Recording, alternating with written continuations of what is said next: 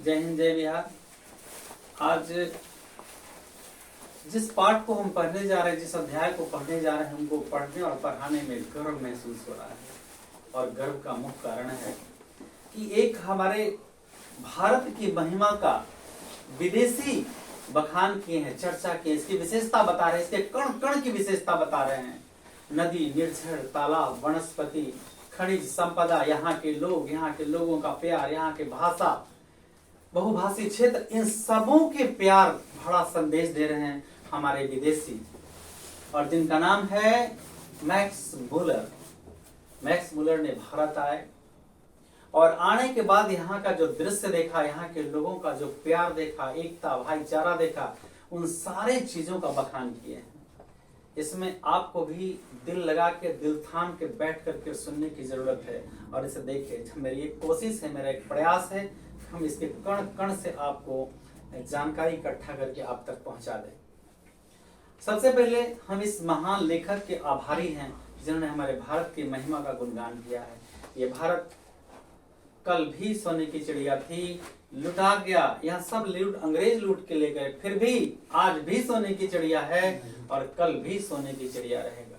क्योंकि चोर संपत्ति चुरा सकता है, कभी ज्ञान नहीं। भाई धन दौलत बांट सकता है, ज्ञान नहीं। तो सबसे बड़ा अमूल्य धरोहर हमारे भारत का ज्ञान है। इसमें हमारे महान लेखक ने नालंदा जैसे विश्वविद्यालय खंडर की भी चर्चा की है और एक से एक भाषा, संस्कृत की महत्ता पर प्रकाश डाला है, जिसमें लैटिन भाषा और ग्रीक भाषा भी तुच्छ लगता है इस महान राइटर को, जो विदेशी हैं। हमारे भारत की सभ्यता, संस्कृति, पढ़ाई लिखाई, रहन सहन, रिवाज, यहाँ तक कि कानून व्यवस्था, संविधान में क्या क्या कहूँ, वनस्पतियों के बारे में वो चर्चा किए हैं, हमारे संग्रहालय के बारे में वो चर्चा किए हैं। मैं कितनी बताऊं। अब हम अध्याय में जब आएंगे तो काफी विस्तार से भी हम देखेंगे। फिलहाल हम तो इनके दिल से बहुत आभारी हैं और भगवान इनको जहां भी हो मन आत्मा को शांति दे। इन्होंने भारत की एक नई खोज में दुनिया को बताया कि मेरा भारत क्या है। आइए हम भी एक नजर डालते हैं भारत से हमने क्या सीखे। ये कह रहे हैं मैक्स मुलर, ये हमारे राइटर, लेखक, महान लेखक कह रहे हैं कि हमने भारत से क्या सीखा। मैं आपको बताता हूं और हम तमाम भारतीयों से भी अपील करेंगे कि अपने भारत के बारे में अगर जानते नहीं हैं तो जानने की कोशिश करें। इस खदान, ये अनमोल संपत्ति के बारे में कहां, क्या, कब और कैसे इस अनमोल धरोहर की गरिमा को बचाए रखें।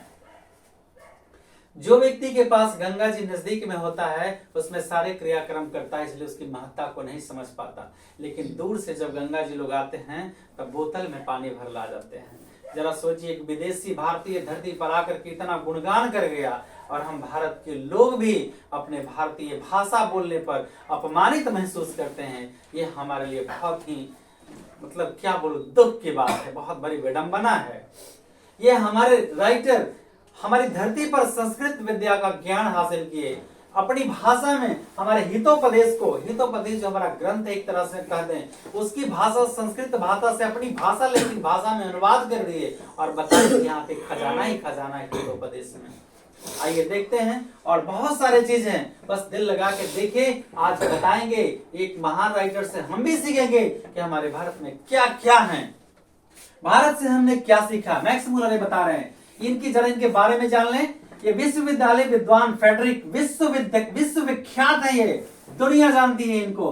विश्वविख्यात विद्वान फ्रेडरिक मैक्स मुलर का जन्म आधुनिक जर्मनी के डेसाउ नामक नगर में 6 दिसंबर 1883 ईस्वी को हुआ था। 23 ईस्वी को हुआ था, ठीक है। तो इनका जन्म कब हुआ था? 6 दिसंबर 1823। मैक्स मुलर का जन्म कब हुआ था? ऑब्जेक्टिव में आ सकता है। इनके पिता का नाम वेलहेलम आधा ल होगा, वेलहेलम मुलर था। इनके पिता का नाम वेलहेलम मुलर था, ठीक है। ये 4 साल में इनके पिता के मृत्यु हो गए थे। बहुत सारी कठिनाइयां झेलते हुए भी इनके पढ़ाई में बाधा नहीं हुआ और ये पढ़ते गए, आगे बढ़ते गए। बचपन में इन्होंने संगीत के अतिरिक्त ग्रीक और लैटिन भाषा में निपुणता हासिल कर ली थी। 2 भाषा, ग्रीक और लैटिन भाषा। यह संस्कृत के भी ज्ञानी थे। महारानी विक्टोरिया से इनका बुलावा आया था और वहां पे गए थे व्याख्यान करने के लिए। देखते हैं अब जरा सोचिए कि कितने विद्वान थे। 18 वर्ष की उम्र में लिपजिंग विश्वविद्यालय में उन्होंने संस्कृत का अध्ययन आरंभ कर दिया, हितोपदेश का जर्मन भाषा में अनुवाद कर दिया। हितोपदेश हमारे भारत के हैं, इसमें अच्छी अच्छी कहानियां होती है, वो ज्ञानवर्धक है। तो इसीलिए तो कहते हैं कि हमें अंग्रेजी जानने के लिए, मतलब अंग्रेज द्वारा लिखे किताब को जानने के लिए इंग्लिश जानने की जरूरत नहीं है। संस्कृत में लिखा है तो हमको संस्कृत जानने की जरूरत नहीं है, उर्दू में लिखा है उर्दू जानने की जरूरत नहीं है। हम इससे भाषा का रूपांतरण कर देंगे। जिस तरह से अंग्रेजी जानते थे, अंग्रेजी भाषा में लिखे या जिस भी भाषा में लिखे होंगे, ये एक हमारे हैं जो इसके अनुवाद हिंदी में किए हैं। आगे हम नाम बताएंगे। एक राइटर हैं भवानी शंकर जी, शायद हैं डॉक्टर भवानी शंकर जी, जो इनके भाषा को हिंदी में अनुवाद करके जो लिखे हैं उसको ये बताए हैं। ये एक भाषण है। भारत से हमने क्या सीखा? मैक्स मुलर एक भाषण लिखे हैं। और वो कौन भाषण है, कैसा भाषण है? एक जब अंग्रेज सिविल सेवा पास करके चयनित हुआ था और इंडिया में नौकरी करने के लिए, तो उसके आयोजन में उस अंग्रेज ऑफिसर को बता रहे थे,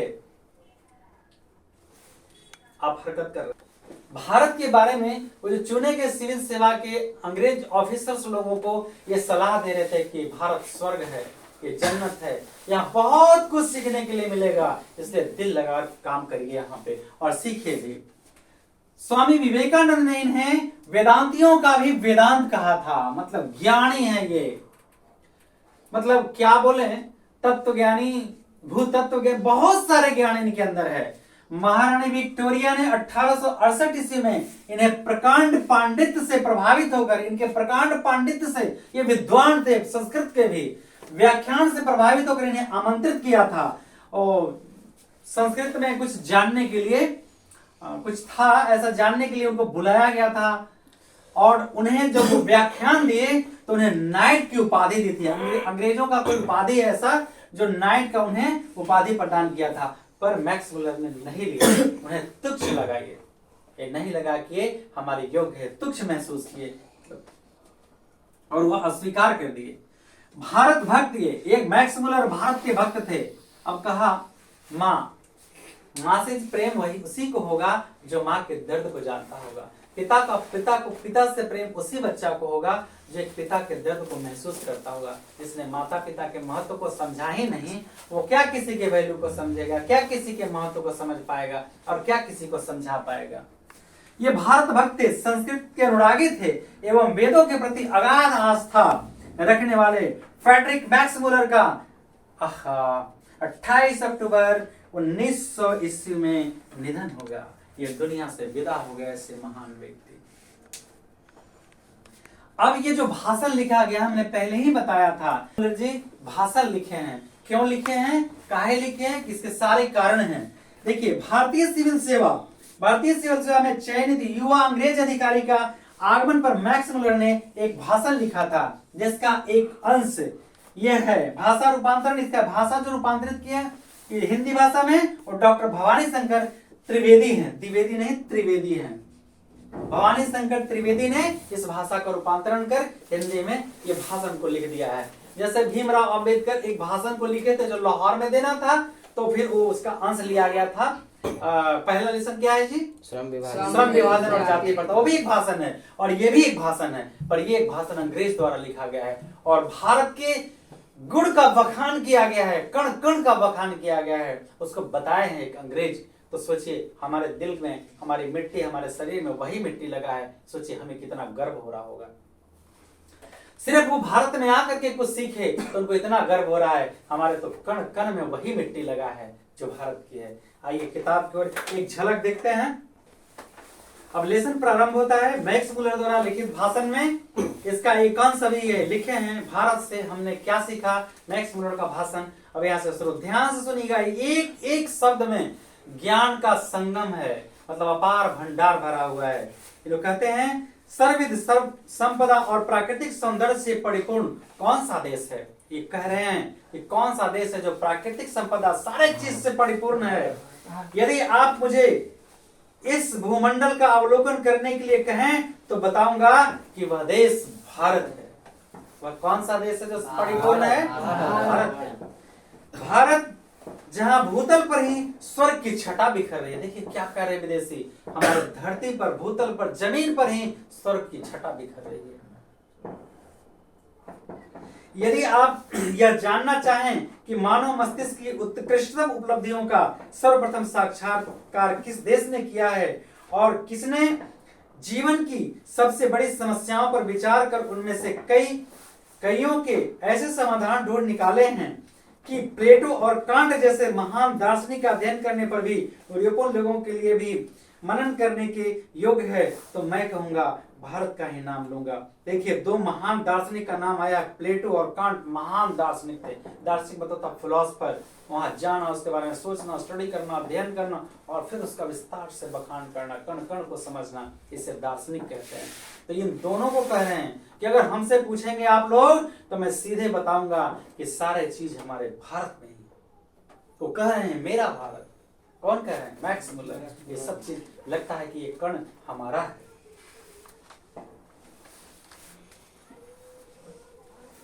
तो मैं कहूंगा भारत का ही नाम लूंगा।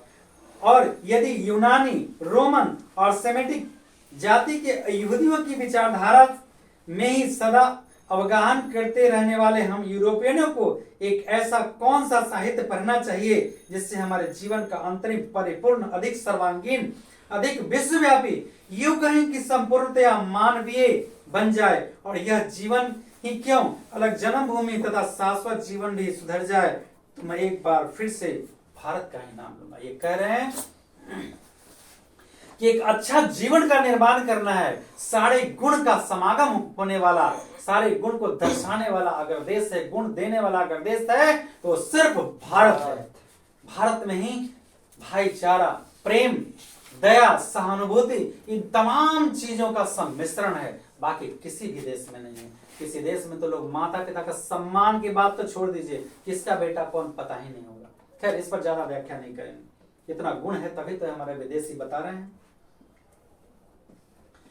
जो लोग आजकल के भारत में घूमकर आए हैं उन लोगों को अधिकतर भारत के कलकत्ता, बंबई, मद्रास ऐसे दूसरे शहरों की शायद आती, जबकि मेरा अधिकतर ध्यान कह रहे हैं कि आज के नए वाले लोग जो हैं, जो जाते हैं भारत घूमने के लिए, यात्रा आते हैं ना विदेशी लोग, तब बंबई घूमते हैं, कलकत्ता घूमते हैं, मद्रास घूमते हैं ना। कहते हैं कि अगर घूमना चाहते हो तो यहाँ तो कुछ नहीं है, गांव की तरफ जाके देखो। कहते हैं कि गांव में जाकर के देखो कि भारत की आत्मा कैसे गांव में, कितने सच्चे लोग हैं, कितने प्यारे लोग हैं, कितना उनके अंदर प्यार भरा होता है। ये कह रहे हैं हमारे मैक्स मुलर। यानी निश्चित रूप से भारत के गांवों तक उनका सफर हुआ होगा। वास्तव में एक शहर में सभी लोग व्यस्त रहते हैं, गांव में अगर आप जाएंगे तो गांव के लोग आज भी अतिथि का सम्मान करते हैं, अपने से ज्यादा प्यार देते हैं, कहाँ उठाना, कहाँ बैठाना। तो एकदम मैक्स मुलर ने सही लिखा है कि भारत में अगर देखना है तो बंबई शहर, कलकत्ता जैसे देशों में नहीं, गांव में जाकर के देखो, क्योंकि भारत की आत्मा गांव में निवास करती है। जबकि मेरा अधिकतर ध्यान सच्चे अर्थों में भारत के नागरिक ग्रामवासियों की ओर ही रहा है, क्योंकि सच्चे भारत के दर्शन गांव में हो सकते हैं। अब प्रश्न आएगा कि सच्चे भारत के दर्शन कहाँ हो सकते हैं? सच्चे भारत के दर्शन बंबई, कलकत्ता, मद्रास में नहीं, बल्कि सच्चे भारत के दर्शन गांव में हो सकते हैं। भारत की आत्मा गांव में निवास करती है। भारत की आत्मा गांव में निवास करती है। सच्चाई देखना है तो गांव की तरफ जाके देखिए। शहर में थोड़ा तो छली पर पंछी लोग होते हैं, बगल वाले से पूछोगे ए भाई फलनवा के घर जाते तो रहेगा, वही बताएगा नहीं, लेकिन गांव वाले घर तक पहुंचा देते हैं। 2-3 हजार वर्ष पुराना ही क्यों, आज का भारत भी ऐसी अनेक समस्याओं से भरपूर है जिनका समाधान 19वीं शताब्दी के हम यूरोपियन लोगों के लिए भी उतना ही वांछनीय है। केवल हमारे पास ही उस भारत को पहचान करने वाली दृष्टि की आवश्यकता है। कहते हैं कि आज से 2-3 हजार वर्ष से पहले भी अगर जाओगे तो भारत तमाम समस्याओं का समाधान ढूंढ लिया था, जबकि सारे लोग सोच रहे थे। जरा सोचिए, आर्यभट्ट न जाने सबसे पहले खगोल, गणित, दार्शनिक, इतना चीज थे वो। इसके बाद क्या बोलो, बौद्धायन जैसा गणितज्ञ भारत में हुआ, जिस समय चड्डी पर नहीं होंगे ये क्या बोलेंगे हमारे पाइथागोरस और थेल्स, 800 ईसा पूर्व, हजारों ईसा पूर्व, तब हमारे बौद्धायन जैसे महान गणितज्ञ ने विकर्ण स्क्वायर बराबर लंबाई स्क्वायर जो चौड़ाई स्क्वायर का निर्माण कर दिया था। और 8000 वर्ष बाद, 800 ईसा या हजारों वर्ष बाद ये हमारे पाइथागोरस निकाले, कर्ण स्क्वायर बराबर लंबे स्क्वायर बराबर। बताइए, ये भारत खजाना है, गुण का खजाना है, ये सारे चीज यहाँ पे भरे हुए हैं।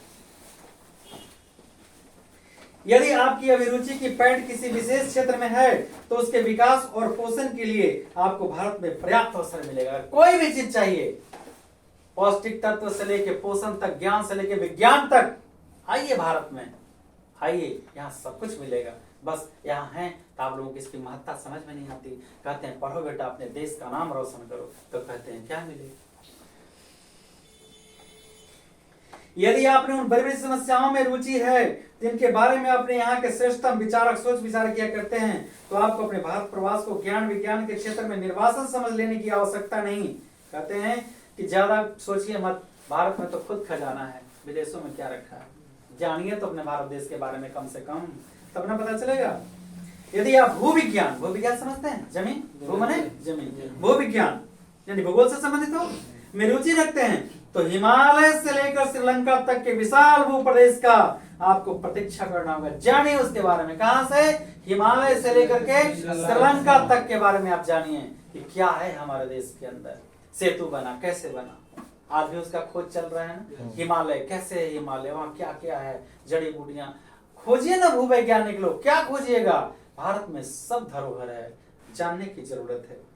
यदि आप वनस्पति जगत में विचार करना चाहते हैं तो भारत ही ऐसी फुलवारी है जो हकर्स जैसे अनेक वनस्पति विज्ञानों को अनायास ही अपनी ओर आकृष्ट करता है। लगता है कोई वनस्पति हकर्स, देखिए तो वैज्ञानिक था।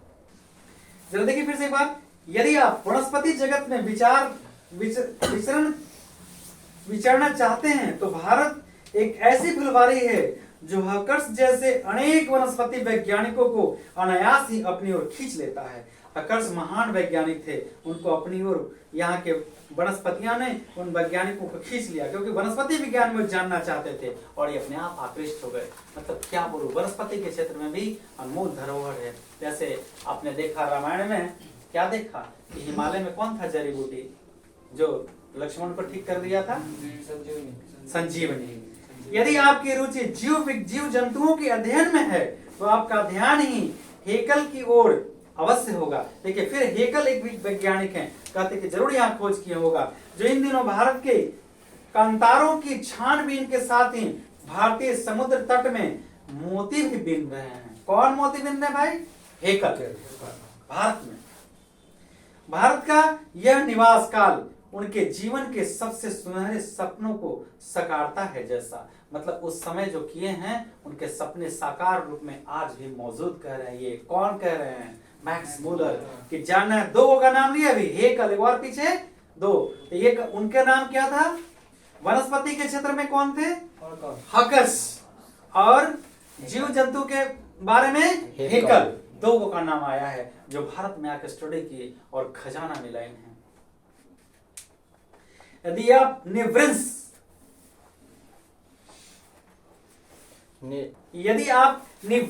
यानी मानव शास्त्र विद्या में अभिरुचि रखते हैं तो भारत आपको एक जीता जागता संग्रहालय ही है। तो मानव शास्त्र के बारे में भी अगर जानना है तो आइए, कहते हैं कि आइए जानिए, ये जीता जागता पूरा संसार उदाहरण मिलेगा आपको। एक यहाँ एक तरह से संग्रहालय है। यदि आप पुरातत्व प्रेमी हैं, जो पुरानी चीज को जांच पड़ताल करता है ना, उसे पुरातत्व कहते हैं। तो आज भी हमारे पास संग्रहालय है, बहुत सारे पुराना चीज रखे गए हैं और अभी भी अवशेष जहां जहां निकलते हैं वहां इकट्ठा किया जाता है। ये कह रहे हैं मैक्स मुलर, यदि आप पुरातत्व प्रेमी हैं, कह रहे हैं पूरे देश को, कह रहे हैं पूरे तमाम देशों को, ये कह रहे हैं कि अगर जानना चाहते हो तो जाओ भारत, देखो वहां क्या नहीं है। भारतीयों को तो कहीं रहे हैं, जानो कि देश क्या है, विदेशियों को भी वो बता रहे हैं। यदि आप पुरातत्व प्रेमी हैं और यदि आपने यहाँ रहते हुए पुरातत्व के उत्खनन के द्वारा एक प्राचीन चाकू या चकमक या किसी प्राणी का कोई भाग ढूंढ निकालने के आनंद का अनुभव किया हो तो आपको जनरल कनिंघम की भारतीय पुरातत्व सर्वेक्षण की वार्षिक रिपोर्ट पढ़ लेनी चाहिए। एक बार यह देखिए, पुरातत्व के बारे में जानकारी करने के लिए एक आया था विदेशी, जनरल कनिंघम। पुरातत्व मतलब पुराने चीजों को संग्रहित करके उसके बारे में विश्लेषण करने के लिए आया था। उसका क्या नाम था? हाँ, जनरल कनिंघम। फिर से देखिए, यदि आप पुरातत्व प्रेमी हैं और यदि अपने यहाँ रहते हुए पुरातत्व के उत्खनन के द्वारा एक प्राचीन चाकू या चकमक या किसी भी प्राणी का कोई भाग ढूंढने में आनंद लेना चाहते हैं तो आपको जानना चाहिए जनरल कनिंघम की भारतीय पुरातत्व सर्वेक्षण का रिपोर्ट पढ़ लीजिए। और रिपोर्ट में सब दर्ज करके वो गए हैं। क्या है, थोड़ा सा लेनी चाहिए। और तब भारत के बौद्ध सम्राटों के द्वारा निर्मित विश्वविद्यालयों, तो बौद्ध सम्राट के द्वारा निर्मित है नालंदा विश्वविद्यालय। नालंदा विश्वविद्यालय कैसे निर्मित है? बौद्ध सम्राटों के द्वारा। नालंदा विश्वविद्यालय कैसे निर्मित हुआ है? बौद्ध सम्राटों के द्वारा निर्मित हुआ है। बौद्धिस्ट लोग वहां आते हैं ना। भारत के बौद्ध सम्राटों के द्वारा निर्मित नालंदा विश्वविद्यालय अथवा बिहार के वंशावशेषों को खोद निकालने के लिए आपका फावरा आतर हो उठेगा। ये कह रहे हैं कि अगर जानना चाहते हैं इसके बारे में तो आइए, आपका फावरा मतलब कोरने वाला यहाँ क्या है, आप कहीं भी हाथ लगा देंगे तो कुछ विशेष ही मिल जाएगा, हर जगह ही मिल जाएगा, ऐसा ये बता रहे हैं।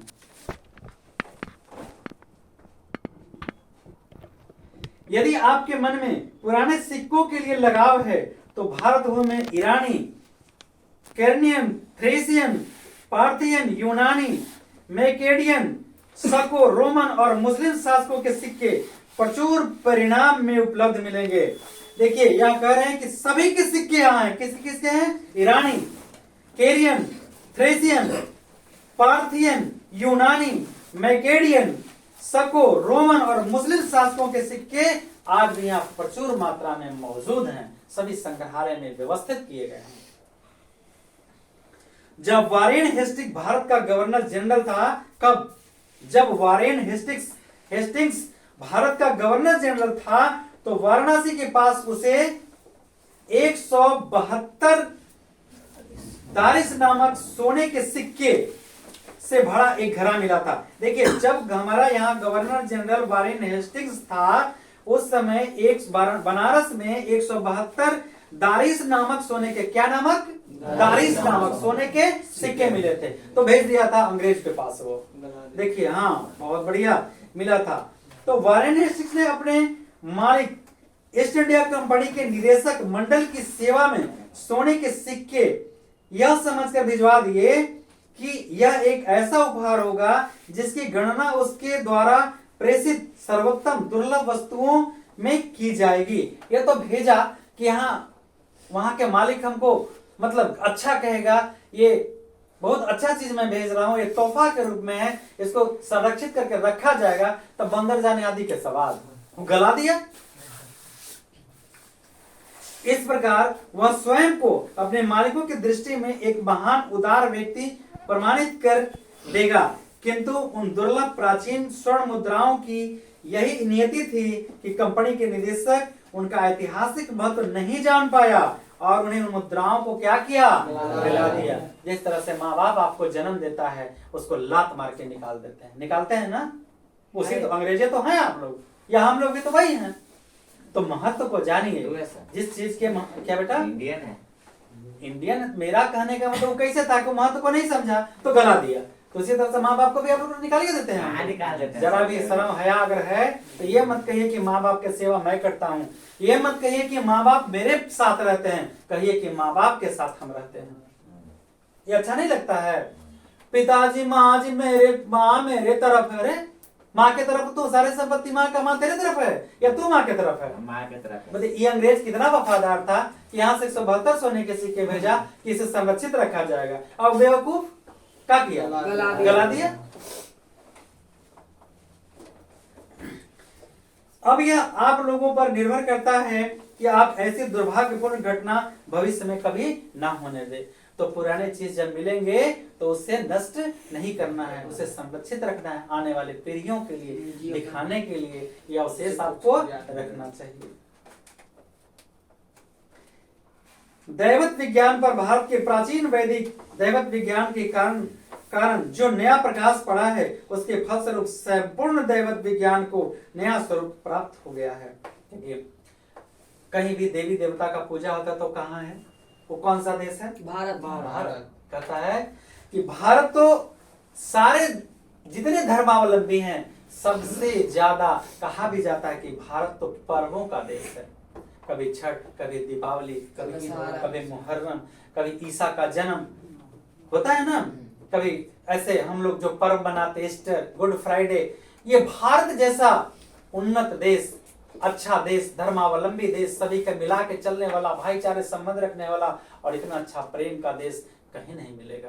पूरे संसार में ढूंढ लेगा कोई, कहीं नहीं मिलेगा। और उसकी मिट्टी, इस भारत की मिट्टी इस धरती में मेरे शरीर में लगा है, मैं तो धन्य हूँ। क्या आप लोग धन्य हैं? आपको गर्व महसूस होता है? हम तो भारतीय हैं, बहुत गर्व होता है, गर्व होता है कि हम भारतीय हैं। अगर मेरी मृत्यु हो तो फिर से इस भारत धरती में ही जन्म ले। अगर दोबारा शायद मनुष्य बन पाया तो इसी धरती में जन्म ले, इसी गांव में जन्म ले, क्योंकि इस गांव से बहुत प्यार है। आप लोगों को अपने गांव से प्यार है? कवि ने क्या कहा था? मैं वही बंगाल में लौट कर आऊंगा और मैं इसी बिहार में लौट कर फिर आऊंगा।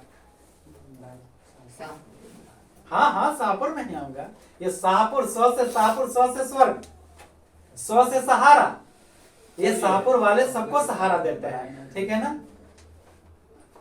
तुमको भी तो सहारा शाहपुरे वाला दिया है, तुम्हारा भी उपज तो शाहपुरे का सहारा कर। चलिए, किंतु बावजूद इसके कि सच्चे दैवत विज्ञान की एक आधारशिला रखी जा चुकी है, इस विज्ञान की व्यापक रूपरेखा अभी निर्मित होती है और यह कार्य जितने इसी ढंग से भारत में हो सकता है, अन्यत्र कहीं नहीं।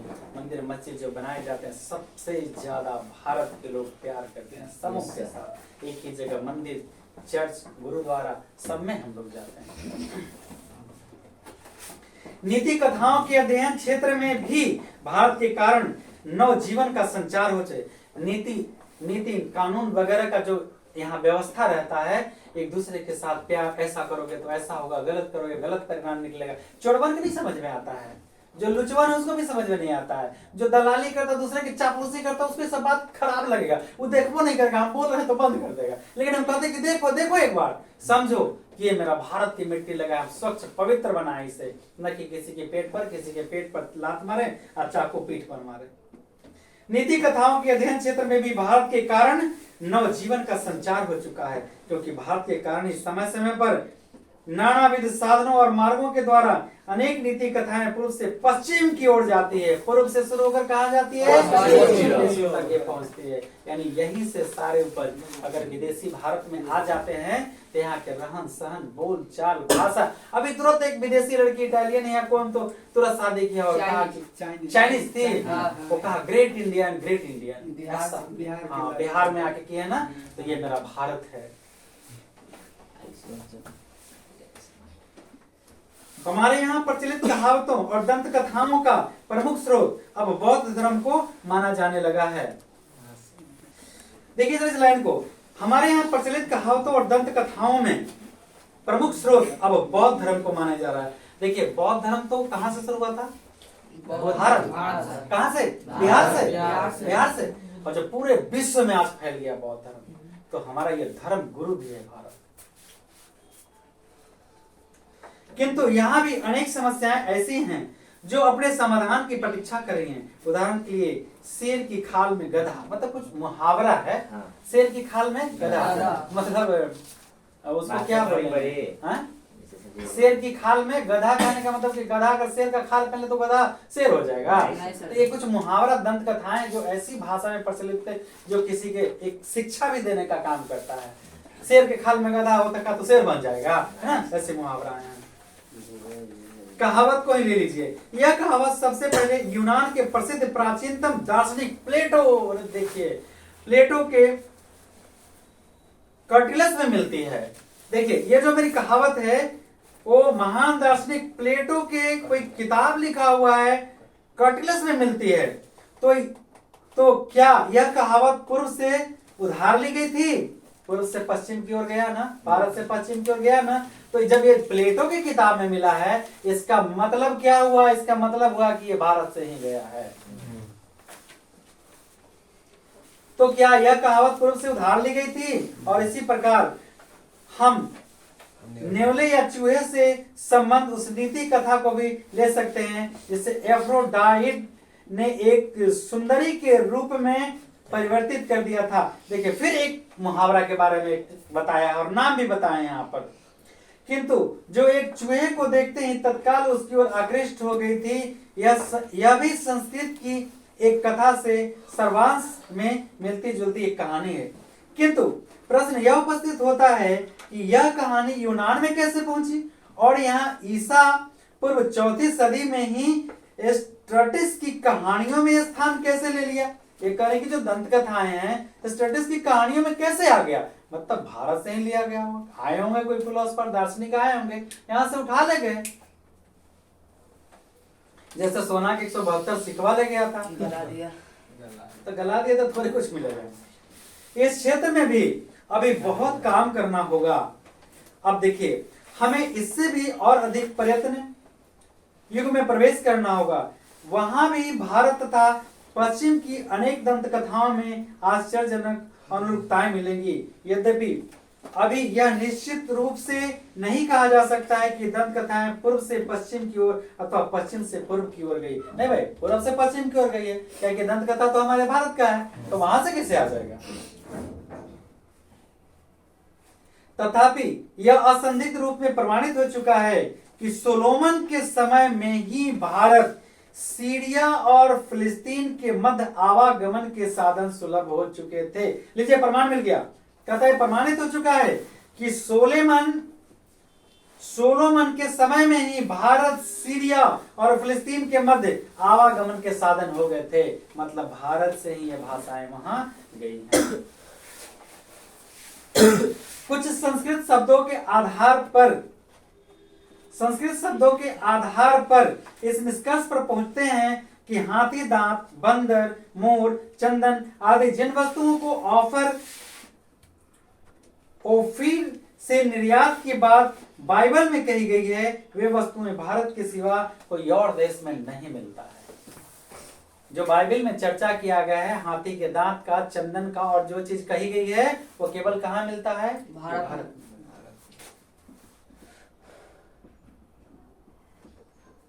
वे वस्तुएं भारत के सिवा किसी अन्य देश में से नहीं लाई जा सकती है। और वह मान लेने का भी कोई कारण नहीं प्रतीत होता कि भारत और फारस की खाड़ी और लाल सागर व भूमध्य सागर के बीच व्यापारिक संबंध कभी बिल्कुल ठप, किसी भी देश के साथ जो देश में हमारा व्यापारिक संबंध था वो कभी ठप नहीं हुआ था।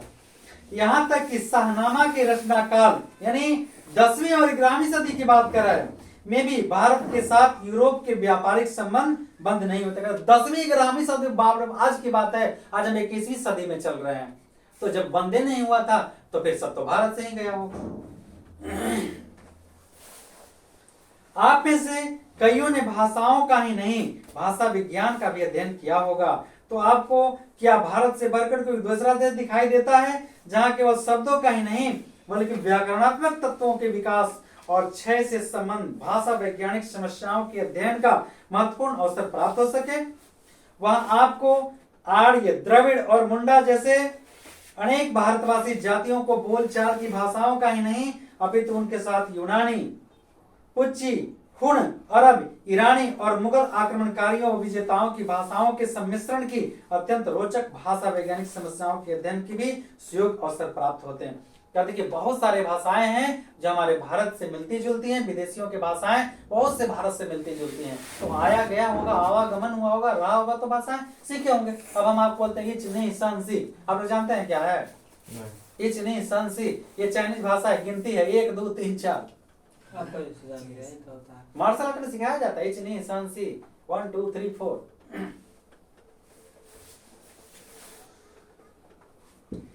यदि आप विधि शास्त्र मतलब कानून, विधि शास्त्र मतलब कानून यदि आप विधि शास्त्र या कानून के विद्यार्थी हैं तो आपको विधि संहिताओं के एक ऐसे इतिहास की जांच पड़ताल का अवसर मिलेगा जो यूनान, रोम या जर्मनी के ज्ञात विधि शास्त्रों के इतिहास से सर्वथा भिन्न होते हुए भी इनके साथ समानताओं और विभिन्नताओं के कारण विधि शास्त्र किसी भी विद्यार्थी के लिए उपयोगी सिद्ध हो सकता है। तो कह रहे हैं कि विधि यानी कानून शास्त्र भी हमारा भारत का सबसे बढ़िया है, और देश में तो शूट एंड साइट हो जाता है।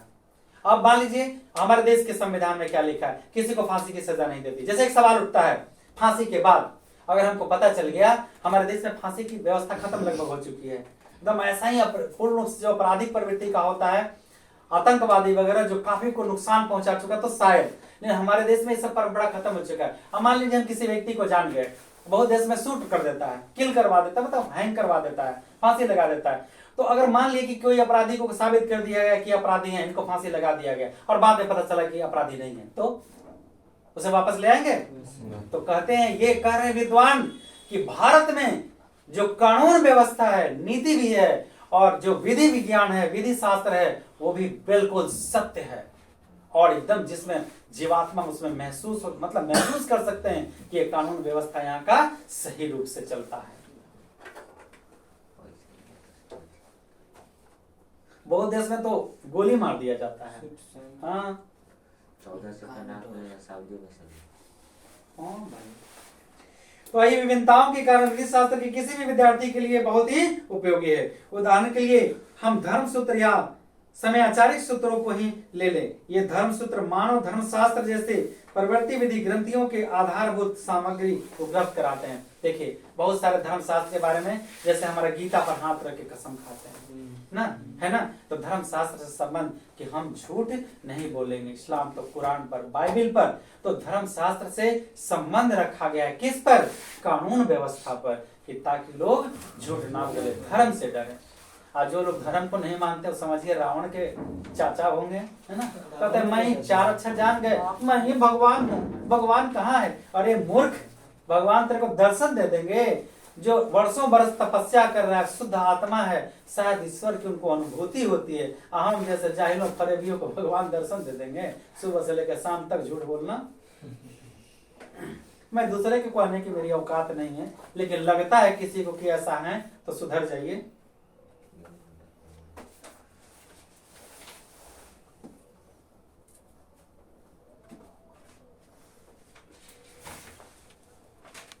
ये कह रहे हैं कि अगर आपको अधिक क्षमतावान बनना है, आप में क्षमता पैदा करना है, तो भारत की विधि व्यवस्था और विधि शास्त्र को पढ़ना जरूरी है। आपको इसके लिए आज भारत की ग्राम पंचायतों को रूप के दर्शन प्रत्यक्ष रूप से करना होगा। ये कह रहे हैं कि भारत के गांव में जाकर के देखिए, गांव में किस तरह से आपसी पंचायत से कैसे निपटा लेते हैं, यहाँ की व्यवस्था को देखिए। अब जब हम अदालत तक चले जाएंगे किसी बात में, पैसे बर्बाद होंगे, प्यार फटेगा, तब तो प्यार नहीं जुटेगा जी। इसी हमारे देश के रहीम ने लिखा है, रहीम वो क्या बोले हैं, रहीमन धागा प्रेम का मत तो रोचकाए, टूटे पैर फिर ना जुड़े, जुड़े गांठ परी जाए। तो सुबह हुआ था वाद विवाद, शाम तक पंचायत खत्म, ग्राम कचहरी में, ग्राम में, गांव के द्वारा पंचायतों में। तो ये व्यवस्था को देखे हैं आकर के कौन? मैक्स मुलर, और कहें ऐसा है मेरा भारत। वो बोले ऐसा है मेरा भारत। काश उनको अफसोस हो रहा होगा कि भारत में जन्म क्यों नहीं लिया। खैर अच्छा कर्म किए होंगे तो आइएगा भारत में। हाँ भाई, भारत से उनका लगाव था। भारत में धर्म के वास्तविक उद्भव, देखिए कहते हैं भारत अब धर्म के बारे में बता रहे हैं, कानून के बारे में बताए, अब धर्म के एक एक चीज के बारे में चर्चा किया गया है। भारत में धर्म के वास्तविक उद्गम, उसके प्राकृतिक विकास और उसके अपरिहार्य छिन्नमान, मतलब जो नष्ट होने वाला है, का प्रत्यक्ष परिचय मिलता है। कहता है कि धर्म का यहाँ प्रत्यक्ष परिचय मिलता है। देखिए आकर के भारत में कि कैसे लोग धर्म के नाम पर एक हो जाते हैं, मिल जाते हैं। आज तो देखिए हम ईद में भी जाते हैं, वो लोग दिवाली में भी आते हैं, छठ पूजा भी मनाते हैं। देखिए हमारे उस्ताद बिस्मिल्लाह खान को वो अल्लाह का अजान भी निकाल देते थे अपनी बांसुरी से, और बजरंग बली का मंत्र भी निकाल देते थे। तो आज ऐसा ये देश प्रेम भारत में, अरे भारत में क्या नहीं है भैया, जानिए तो भारत के बारे में। भारत ब्राह्मण या वैदिक धर्म की भूमि है, बौद्ध धर्म की जन्म भूमि है, बौद्ध धर्म का यह जन्म भूमि है। पारसियों के जरथुस्त्र धर्म की शरण स्थली, पारसियों के जो जरथुस्त्र थे ये धर्म का प्रचार करने के लिए यहाँ पे आए थे। आज भी यहाँ नित्य नए मत मतांतर प्रकट और विकसित होते रहते हैं। नया नया मत, ऐसा नहीं करना चाहिए, ऐसा करना चाहिए। हम लोग आपस में मंथन करते हैं क्या होना चाहिए। लेकिन अन्य देशों में जो कानून बन गया, जो सूट हो गया, ऐसा कुछ नहीं होता। भारत में आप अपने आप को सर्वत्र अत्यंत प्राचीन और सुदूर भविष्य के बीच खड़ा पाएंगे। क्या देखिए कितना अच्छा लिखे, भारत में आप अपने आप को सर्वत्र सभी जगह अत्यंत प्राचीन और सुदूर भविष्य में खड़ा पाएंगे। तो लगेगा कि हम अपने उज्जवल भविष्य की तरफ जब भारत जाएंगे तो लगेगा हम उज्जवल भविष्य की तरफ आज खड़े हैं और नई सोच, नई दुनिया में आ गए हैं। ऐसा भारत के बारे में मैक्स मुलर ने कहा है। वहां आपको ऐसे सुअवसर भी मिलेंगे जो किसी पुरातन विश्व में ही सुलभ हो सकते हैं। करें कि शायद ही कोई ऐसा देश है जहां इतना अच्छा अवसर जो उपलब्ध होता है वो मिल पाएगा कहीं। तो कहते हैं, एक तो कह रहे हैं जाओ भाई घूमो भारत। क्या है भारत में? आप आज की किसी भी ज्वलंत समस्या को ले लीजिए, यह समस्या चाहे लोकप्रिय शिक्षा से संबंध हो या उच्च शिक्षा से, चाहे संसद में प्रतिनिधित्व की बात हो अथवा कानून बनाने की बात हो, चाहे प्रवास संबंधी कानून हो अथवा अन्य कोई कानूनी मसला, सीखने या सिखाने योग्य कोई बात क्यों न हो, भारत के रूप में आपको ऐसी प्रयोगशाला कह रहे हैं कि भारत एक प्रयोगशाला है। जो चीजें आपको सीखना है, कानून व्यवस्था, विधि व्यवस्था, धर्म शास्त्र, कोई भी चीज यहाँ आपको हर पल सीखने का अवसर मिलेगा। क्यों न हो, भारत के रूप में आपको ऐसा प्रयोगशाला मिलेगी जैसे विश्व में और कहीं नहीं मिल सकती है। अब संस्कृत भाषा में आ गए, जो हमारा देवों का भाषा है, ये भारतीय भाषा है, दूसरा भारतीय भाषा है। संस्कृत मैक्स मुलर पढ़े थे, 18 साल के उम्र में पढ़ने आए थे ना। संस्कृत भाषा के द्वारा आपको चिंतन की ऐसी गंभीर धारा में आवागमन का अवसर मिलेगा जो अभी तक आपके लिए अज्ञात थी। कह रहे कि संस्कृत भाषा में जो ज्ञान का समंदर है, उस समंदर में उठने वाली प्यार की लहरें हैं, उस भाषा को जानिए और तब आपको मिलेगा समझ में। जैसे उसका उदाहरण, एक छोटा सा उदाहरण लिखते हैं। विद्या ददाति विनयम विनयाति याति पात्रताम पात्रतम धनम आपनोति धना धर्म ततः सुखम। सारा संसार इसमें समाया हुआ है, सारा ज्ञान इसमें समाया हुआ है। जरा जान के तो देखिए। विद्या ददाति विनयम, विद्या अगर आपके पास है तो नम्रता विनय आ जाएगा। विद्या ददाति विनयम, विद्या विनय देती है। विनयाति याति पात्रताम, जब आप विनय रहेंगे, शिष्ट रहेंगे, अच्छे रहेंगे तो आपकी दोस्ती बढ़ेगी, अच्छे लोगों का होगा। विनयाति याति पात्रताम पात्र तब धनम आपनोति, जब दोस्ती बढ़ेगा तो आपको दोस्त कोई कष्ट में आपको देखेगा, चलो मित्र मैं तुम्हें काम देता हूँ, तो धन का स्रोत आ जाता है। और फिर सुख, तो केवल धन से ही सुख नहीं होता है। विद्या ददाति विनयम विनयाति याति पात्रताम पात्र तब धनम आपनोति धना धर्म तथा सुखम। विद्या विनय देती है, विनय से पवित्रता बढ़ता है, पात्रता बढ़ता है, उससे दोस्ती बढ़ती है, धन का आगमन होता है और सुख की प्राप्ति होती है। तो इस कविता में, इस श्लोक में, संस्कृत श्लोक में सारा दुनिया समाहित है। अब संस्कृत के एक और भी श्लोक है, यदा यदा हि धर्मस्य ग्लानिर्भवति भारत अभ्युत्थानम धर्मस्य तदात्मानं सृजाम्यहम्। सारा संसार इसमें समाया हुआ है। एक एक श्लोक का इतना मत क्या लिखे, यदा यदा हि धर्मस्य तदात्मानं सृजाम्यहम्। इसका मतलब क्या होता है कि जब जब धर्म की हानि होगी तब तब उसका नष्ट होगा और नवीन सृष्टि की रचना होगी। तो कौन भारत के लोग नहीं डरेंगे? लेकिन विदेशियों को क्या पता है इसके बारे में? कुछ नहीं पता है, तो अत्याचार करते रहते हैं, परमाणु बम जाके गिरा देते हैं। लेकिन हमारे भारतीय कभी ऐसा किए हैं? पाकिस्तान इतना क्रूरता दिखाता है, लेकिन फिर भी हम कहते हैं नहीं, हम उसका खात्मा नहीं करेंगे, क्योंकि वहां भी जीवात्मा है, हम किसी को कष्ट नहीं देंगे। जो गलती किया हमसे दूर के सजा देंगे, है ना। तो संस्कृत खजाना है, ज्ञान का खजाना है।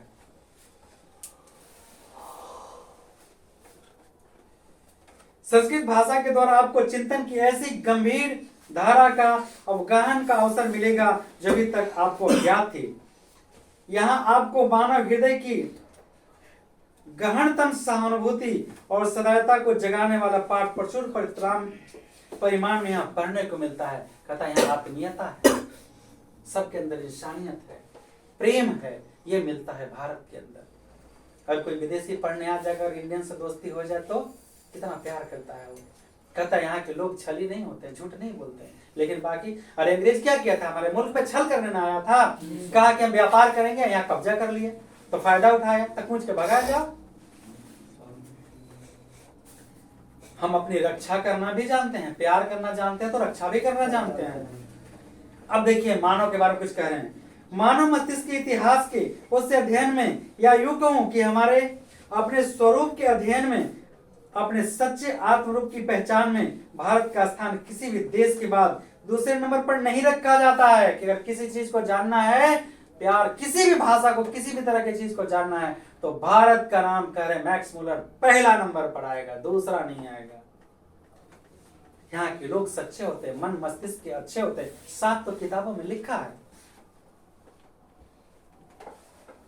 मानव मस्तिष्क के चाहे किसी भी क्षेत्र को आप अपने विशिष्ट अध्ययन का विषय क्यों न बना लें, चाहे वह भाषा का क्षेत्र हो या धर्म का।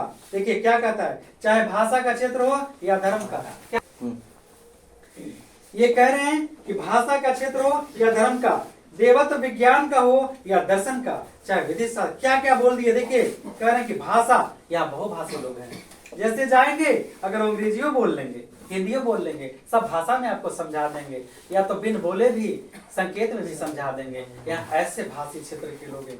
धर्म के बारे में जानिए, देवताओं के बारे में जानिए, दर्शन शास्त्र के बारे में जानिए, कानून शास्त्र के बारे में जानिए, रीति रिवाज परंपरा के बारे में जानिए, प्राचीन काल से शिल्प कला के बारे में जानिए, पुरातत्व विज्ञान के बारे में जानिए। इनमें से प्रत्येक के क्षेत्र में विचरण करने के लिए भले ही आप चाहे आए या ना, आपको भारत को शरण लेना पड़ेगा। अगर इन सारे क्षेत्रों में ज्ञान चाहते हैं तो भारत की भूमि में एक बार लौट कर आना होगा, क्योंकि मानव इतिहास से संबंध अत्यंत बहुमूल्य और अत्यंत उपायदेय प्रमाणिक सामग्री का एक बहुत बड़ा भारत और केवल भारत ही में अपार भंडार पड़ा हुआ है। क्योंकि कुछ भी अगर हासिल करना है तो भारत के सिवा कहीं भी जाएंगे तो आपको नहीं मिलेगा।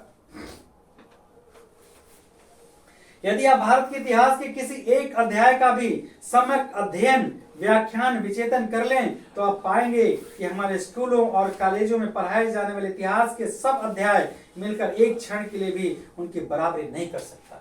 ये कह रहे हैं कि हमारे भारत में जो कुछ भी पढ़ाए जाते हैं, विश्व के किसी भी कोने में अगर इतिहास, भूगोल, ज्योग्राफी, कोई भी चीज पढ़ाया जाए वो भारत का मुकाबला कभी नहीं कर सकता है। क्योंकि यहाँ ज्ञान के साथ साथ, किताबी ज्ञान के साथ साथ, साइंस ज्ञान के साथ साथ, भौगोलिक ज्ञान के साथ साथ आत्मीयता, इंसानियत, प्यार, भाईचारा, सारे कुछ पढ़ाए जाते हैं। यहाँ सारे गुणों का समागम, सर्वांगीण विकास कराया जाता है। ऐसा ये मेरा भारत भूमि है।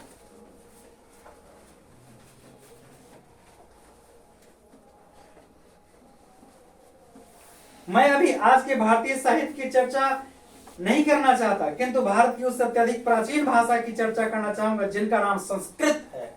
देखिए, जो व्यक्ति जिस चीज में निपुण हो जाता है उसकी महत्ता को समझ जाता है।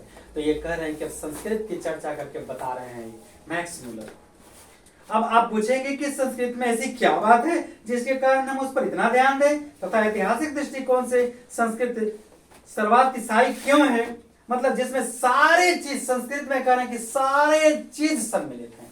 आयुर्वेद, ज्ञान, विज्ञान, पुष्पक विमान, मतलब तरह तरह की जड़ी बूटियां, योग, तमाम चीजों का आज जो हमारा साइंस खोज कर रहा है वो हमारे धर्म शास्त्र के पुस्तकों से ही, संस्कृत से ही खोज कर रहा है, उसके बारे में जान रहा है। अन्यथा वो अच्छे पास्त्र कुछ भी निर्माण हो रहा है तो कैसे, राम के बाण कैसे कैसे देख रहे हैं, पुष्पक विमान, वो अगर खोजें तो सारे कुछों का समागम यहाँ पे मिल रहा है। संस्कृत की सबसे पहली विशेषता है कि प्राचीनतम, क्योंकि हम जानते हैं कि ग्रीक भाषा से संस्कृत काल के पुराना, मतलब सबसे पुराना भाषा करें कि संस्कृत है, ग्रीक में भी सबसे पुराना है। जिस रूप में आज हम यहाँ तक पहुंचे हैं उसमें भी अत्यंत प्राचीन तत्व भली भांति सुरक्षित है। ग्रीक और लैटिन भाषा लोगों को सदियों से ज्ञात और निस्संदेह यह भी अनुभव किया जा रहा था कि इन दोनों भाषाओं में कुछ न कुछ करे कि संस्कृत ग्रीक और लैटिन भाषा से भी पुराना है। कभी ऐसा होता था कि किसी ग्रीक शब्द के निर्माण प्रक्रिया में लैटिन की कुंजी मान लिया जाता था और आज किसी लैटिन शब्द के रहस्यों को खोलने के लिए ग्रीक का सहारा लेना पड़ता था। उसके बाद जब गार्थिव और एंग्लो सैक्सन जैसे ट्यूटोनिक भाषाओं, पुरानी केल्टिक तथा स्लाव भाषाओं का भी अध्ययन किए जाने लगा तो इन भाषाओं में किसी न किसी प्रकार के पारिवारिक संबंध स्वीकारना ही पड़ा। किंतु इन भाषाओं में इतनी अधिक समानता कैसे आ गई और इन समानताओं के साथ साथ ही इतना अधिक अंतर भी कैसे पड़ गया, इन रहस्य बना हुआ है। इसी कारण से ऐसे अहेतुक वाद उठ खड़े हुए जो भाषा विहीन के मूल सिद्धांतों के सर्वथा विपरीत है। किंतु ज्यों इन भाषाओं के बीच संस्कृत आ बैठी तत्काल लोगों को एक ही प्रकाश और गर्मी का एहसास होने लगा और इसी में भाषाओं का पारस्परिक संबंध भी स्पष्ट हो गया। निश्चित ही संस्कृत इन भाषाओं की अग्रज है। अग्रज माने सबसे पहले आने वाला भाषा संस्कृत है। उससे हम ऐसी बहुत सी बातें याद हो सकी कि इस परिवार के किसी एक अन्य भाषा में सर्वथा भुला दी गई थी। यदि आग के लिए संस्कृत का अग्नि, कहते आग के लिए क्या होता है संस्कृत में, अग्नि, और लैटिन का इग्नस होता है, एक ही मिलता जुलता है, तो हम निभ्रांत रूप में इस निष्कर्ष पर पहुंच जाते हैं कि एक दूसरे में अविभक्त आर्यों के अग्नि के ज्ञान से हो चुका है। साथ ही लिथुआनियन उग्निस और स्कोटिक भाषा के इंग्लिश शब्द यह दर्शाते हैं कि स्लाव या ट्यूटोनिक भाषाएं भी इस शब्द से परिचित थी। यानी संस्कृत तमाम जितनी भाषाएं का नाम लिए वो सभी भाषाओं में सम्मिश्रण है। भली वह कालांतर में अग्नि के लिए दूसरे शब्द भी क्यों न कर लिए गए हों, दूसरी वस्तुओं के समान शब्द भी मर मिट जाते हैं। और यह बात जान पाना सरल नहीं है कि कोई शब्द किसी एक भूभाग में क्यों और कैसे पनपता है, जबकि दूसरे क्षेत्र में वही मुरझा कर लुप्त हो जाता है। लेकिन आज हमारा संस्कृत भाषा है, भारत में आज भी पुराने काल से लेकर आज भी मौजूद है। आप लोग भी संस्कृत पढ़ा करिए। कल्पना कीजिए कि यदि हम जानना चाहें कि आर्य लोग अनेक शाखाओं में विभक्त होने से पूर्व चूहे के बारे में जानते थे या नहीं, तो हमें आर्य भाषाओं के शब्दकोश देखने होंगे। वहां पाएंगे कि संस्कृत में इसे मुस कहा जाता था, संस्कृत में इसे चूहा को मूसा कहा जाता था, ग्रीक में मुस कहा जाता था, लैटिन में मुस कहा जाता था, पुराने स्लावियन में माइस और पुराने जर्मन में मुस कहते थे। देखिए, मतलब एक कहने का मतलब है कि संस्कृत भाषा सभी भाषाओं का मिश्रण था, इसमें सब कुछ मिलजुल जाते थे। इतना ही क्यों, भारत व यूनान, इटली और जर्मनी में बिखरे पड़े अवशेषों के आधार पर आर्यों के जिस मूल भाषा का ढांचा खड़ा किया है, विभिन्न भाषाओं के अत्यंत दीर्घकालीन चिंतन उपलब्ध कराती है। अब आप ही अंदाज लगाइए कि संस्कृत, ग्रीक और लैटिन इन तीनों भाषाओं में एक समान मूल उद्गम स्रोत पहुंचने के लिए हमें कितना पीछे हटना होगा। इस प्रकार हम इस सम्मिलन स्तर पर पहुंच जाएंगे जहां से हिंदू, ग्रीक, यूनानी और शक्तिशाली जातियां एक दूसरे से अलग हुई, और यह भी उसे सुदूर अतीत में हमारी आदि आर्य भाषा ऐसी चट्टान के रूप में दिखाई देती है जो चिंतन परंपरा के प्रवाहों को उतार चढ़ाव से घिस घिस कर चिकनी और स्पष्ट हो चुकी है। हम इस भाषा के प्रकृति और प्रत्यय के योग से बनी हुई अस्मि, ग्रीक शब्द अस्मि माने देखिए मैं हूं, और संस्कृत, ग्रीक और लैटिन तीनों भाषाओं में मिलाते हैं तो लगभग ये मिल जाता है अस्मि शब्द। अस्मि माने मैं हूं ना, मैं इसे ही वास्तविक अर्थों के इतिहास में मानता हूं, और ये ऐसा इतिहास है जो राज्यों को दुराचारों और अनेक जातियों को क्रूरताओं की अपेक्षा कहीं अधिक ज्ञातव्य और पटती है। एक भाषा बोलना एक माँ के दूध पीने से भी बढ़कर एकात्मक और परिचायक है, और भारत की पुरातन भाषा संस्कृत सारभूत रूप में वही है जो ग्रीक, लैटिन और एंग्लो भाषाएं में है। यह एक ऐसा पाठ है जिसे हम भारतीय भाषा और साहित्य के अध्ययन के बिना कभी इससे इतना कुछ सीख पाते हैं। दूसरी कोई भाषा नहीं है जो कुछ सिखा पाए। संस्कृत भाषा और उसका साहित्य के बारे में बता रहे हैं। याद रहे कि यह साहित्य 3000 से भी अधिक लंबे काल तक फैला हुआ और यूनान व रोम के संपूर्ण साहित्य से भी कहीं अधिक विशाल है।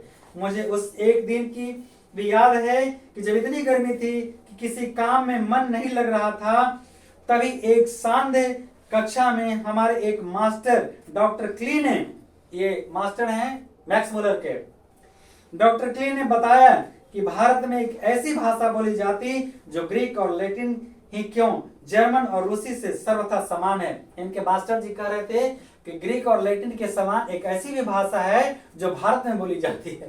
तो समझ ले कि थोड़ा मारे हुए हैं सर, समझ गए ना आप लोग।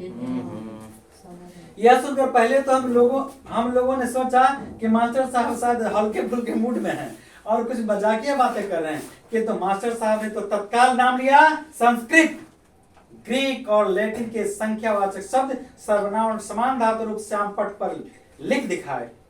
अब तो हमारे सामने ऐसे तत्व उपस्थित थे जिनके आगे नतमस्तक हो गए। कौन? Max Muller. भारत के बारे में एक प्रकार के सुनिश्चित ज्ञान को मैं अपने व्यापक तथा इतिहास के ज्ञान के लिए आवश्यक मानता हूँ। भारत के साथ हमारे परिचय के फलस्वरूप आज यूरोप वासियों को धारणाएं बदल चुकी है और बहुत विस्तृत हो गई है। ये जैसे जैसे भारत के बारे में बताएं, अब यहाँ वहाँ बाहर के लोगों को यह समझ में आ रहा है कि भारत खजाना है। अब हम यह जानने लगे हैं कि जैसा पहले समझा जाता था वास्तव में वहां से कुछ भिन्न है। कल्पना कीजिए किसी छोटी छोटी प्रलय या भौगोलिक उथल पुथल के कारण कभी अमेरिका के लोग अपने आप को अंग्रेजी मूल की सर्वथा भूल जाएं और तब 2-3 हजार वर्ष बाद उन्हें अकस्मात मालूम हो जाए कि 17वीं सदी में ऐसा अंग्रेजी भाषा और उसका साहित्य विद्यमान था, तो आश्चर्यचकित हो जाएंगे। जो भूल अमेरिका किया है, आज अगर विश्व के पटल पर आके देखे कि हम लोग कितने शांति प्रिय हैं तो शर्मा जाएगा। ये भी एक संकेत दे रहे हैं। अमेरिका का नाम क्यों ली गई, ये भी एक संकेत दे रहे हैं। माइली गांव 17वीं सदी में ऐसे ही अंग्रेज भाषा और उनका साहित्य विद्यमान था तो आश्चर्यचकित हो जाएंगे। संस्कृत की खोज में हमारे लिए आज ठीक वैसी ही स्थिति उत्पन्न हो गई है। इसके कारण हमारी ऐतिहासिक चेतना में एक नया अध्याय जुड़ गया है और हमारे भूले बिसरे बचपन की मधुर स्मृतियां भी फिर जाग उठी है।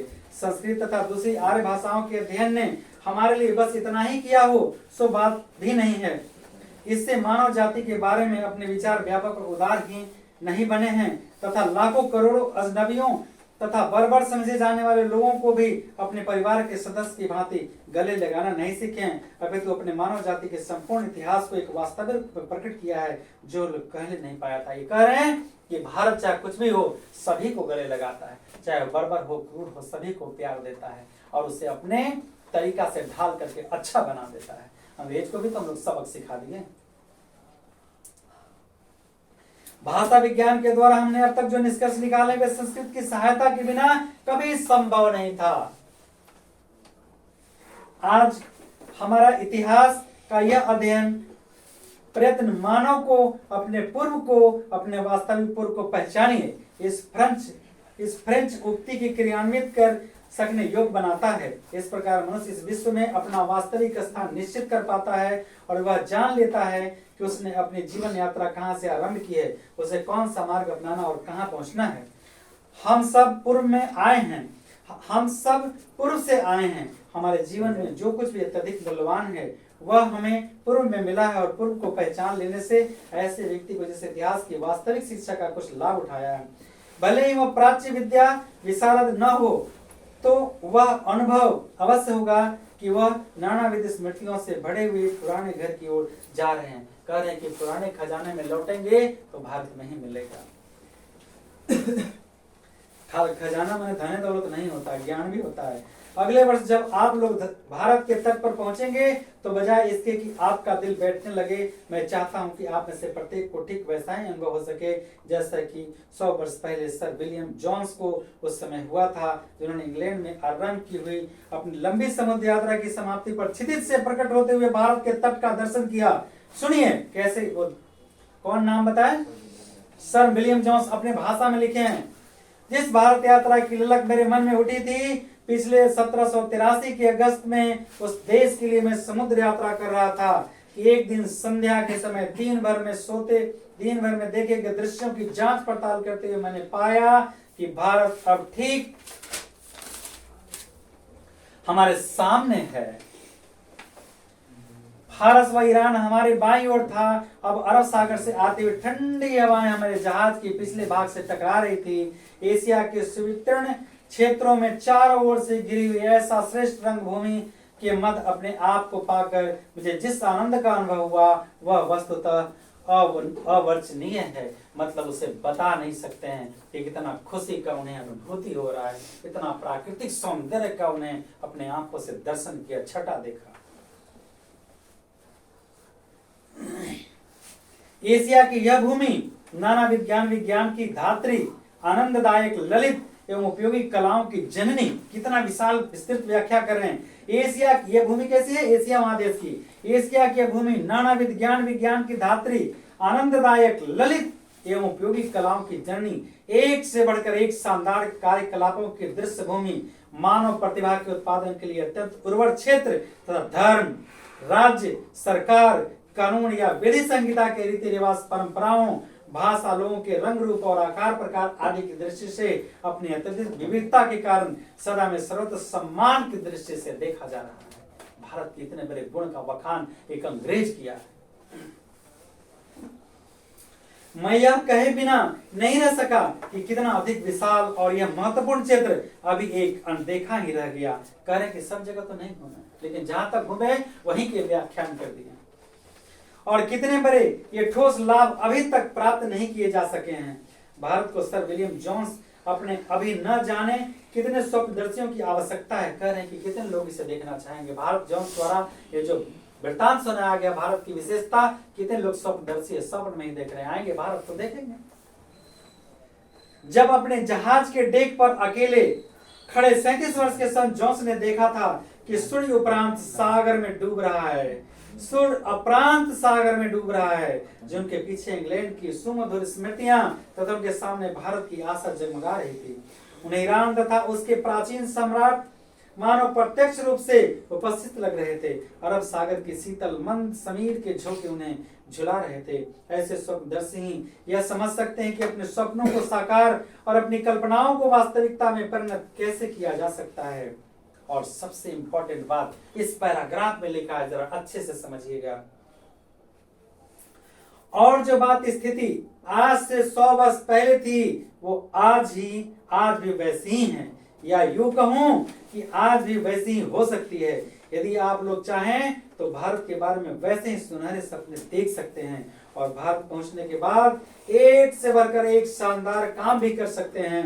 आप लोग विश्वास रखें कि यद्यपि सर विलियम जोन्स ने कलकत्ते पहुंचने के बाद में अब तक प्राच्य देशों के इतिहास और साहित्य के क्षेत्र में एक से बढ़कर एक शानदार बड़ी अनेक विजय प्राप्त की, यद्यपि किसी ने भी नए सिकंदर को सोचकर निराश नहीं हो जाना चाहिए कि गंगा और सिंध के पुराने मैदान में अब तक के लिए विजय करने के लिए शेष नहीं रहा।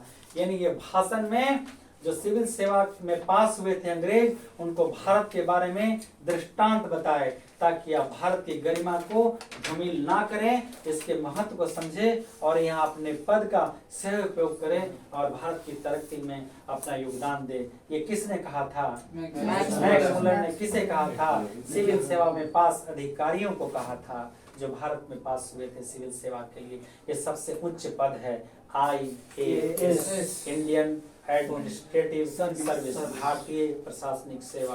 तो आप लोग ये पढ़िए, अपने भारत का नाम गौरव बढ़ाइए। इसमें बहुत इंपॉर्टेंट सवाल है, लेखक ने सच्चे भारत के दर्शन कहाँ किए हैं? बम्बई, कलकत्ता, मद्रास जैसे शहरों में नहीं, क्योंकि भारत की आत्मा। तो और जैसे धर्मों के बारे में भारत का क्या महत्व है, तो यहाँ सभी धर्मावलंबी रहते हैं और समान रूप से भाईचारे प्यार के संबंध में रहते हैं। तो आप इसके प्रश्न उत्तर को देख लेंगे अच्छा से। इसी के साथ समाप्त करते हैं। जय हिंद, जय बिहार।